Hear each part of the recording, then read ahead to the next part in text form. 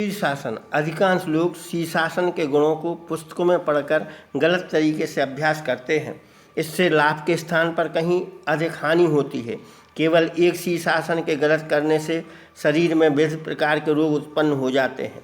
कुछ लोग स्वयं गलत करते हैं तथा दूसरे लोगों को भी उसी गलत विधि का प्रचार करते हैं, जिसके फलस्वरूप बाल पकना, बाल झड़ना, दृष्टि दोष, मस्तिष्क की कमजोरी, नाभि का खराब होना, स्वप्न दोष, पागलपन आदि रोगों की उत्पत्ति देखी गई है।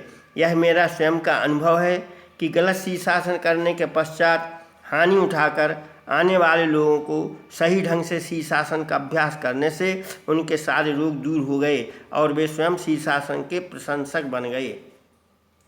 शीर्षासन करने की विधि। एक छोटे से कपड़े का इस प्रकार गोला बनाएं जैसे कि ग्रामीण माताएं माथे पर घड़ा आदि रखने के हेतु गेंडुरी बनाती हैं।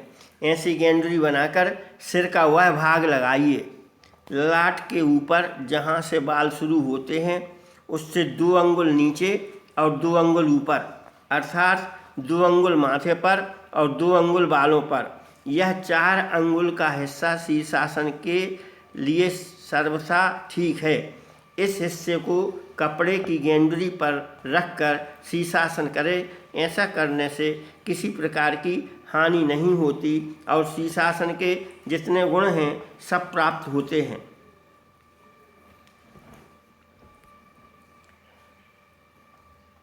चार अंगुल का वह हिस्सा जहाँ बच्चों के सिर में पोला मुलायम हुआ करता है, जिसका किंचित दबने से फूट जाने का भय रहता है तथा जिसे योगी लोग ब्रह्मरंध्र कहते हैं, यह प्राण स्थिर करने पर योगी ब्रह्मवेत्ता, तत्ववेत्ता तथा समाधिनिष्ठ कहे जाते हैं।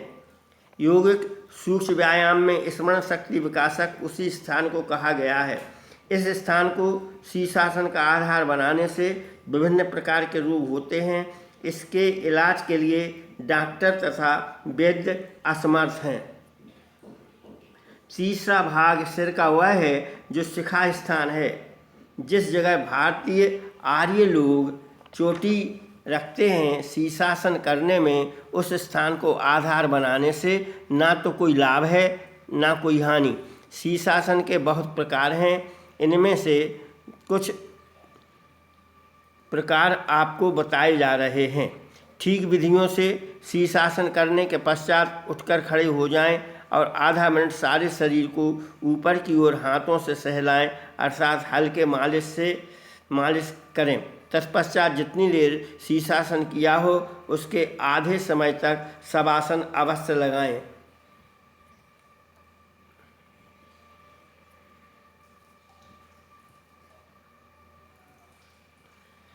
गृहस्थियों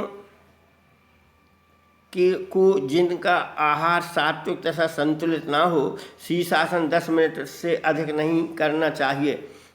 इससे अधिक समय तक करने वालों को ब्रह्मचर्य से अवश्य रहना होगा।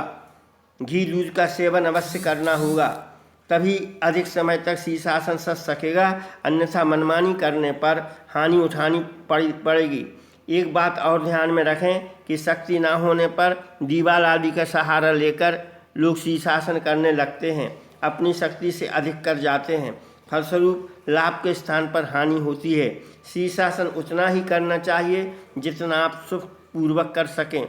इसके सिखाने की विधियां भी अलग हैं, जिनका योग गुरु से शिक्षण लेने पर 2-4 दिन के अभ्यास से ही ठीक शीर्षासन कर सकते हैं। लाभ। वन में जिस प्रकार सिंह को सारे जंतुओं का राजा कहते हैं, उसी प्रकार संपूर्ण योगिक आसनों का राजा शीर्षासन है। ऐसा कोई रोग नहीं है जो शीर्षासन के निरंतर अभ्यास से दूर ना हो जाए। 84 लाख आसनों में जितने गुण हैं वे अकेले शीर्षासन में हैं। इसकी जितनी प्रशंसा की जाए थोड़ी है।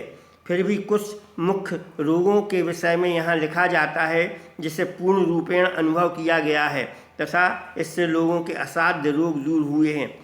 सारे नेत्र दोष, बाल पकना, बाल झड़ना, रक्त विचार, कुष्ठ आदि रोग, 25 प्रकार के प्रमेह, स्त्रियों की मासिक संबंधी बीमारियां, स्वप्न दोष, बवासीर, भगंदर, नज़ला, जुखाम आदि इत्यादि रोगों के लिए एक शीर्षासन का अभ्यास पर्याप्त है। इस आसन का विशिष्ट गुण यह है कि इससे मस्तिष्क संबंधी सारे रोग दूर होते हैं। यहाँ तक कि पागलपन आदि दोष इसके निरंतर अभ्यास से दूर हो जाते हैं, परंतु इसके विधान के अनुसार ही इसे करें। यद्यपि इस योगिक साधनों का प्रसंग नहीं दिया गया, फिर भी शीर्षासन का प्रसंग देना पड़ता है, क्योंकि गलत शीर्षासन करने से स्कूल कॉलेज के लड़के लड़कियां हानि उठाते हैं। अतः इनको देखकर जनता हानि से बचे। आसनों के विषय में शीर्षासन के प्रसंग में एक बात और ध्यान रखने की है कि यदि किसी प्रकार नासिका से श्वास न चले या बंद हो जाए तो शीर्षासन उस समय ना करें, फिर श्वास चलने पर कर सकते हैं। शीर्षासन सभी आसन करने के पश्चात करना चाहिए।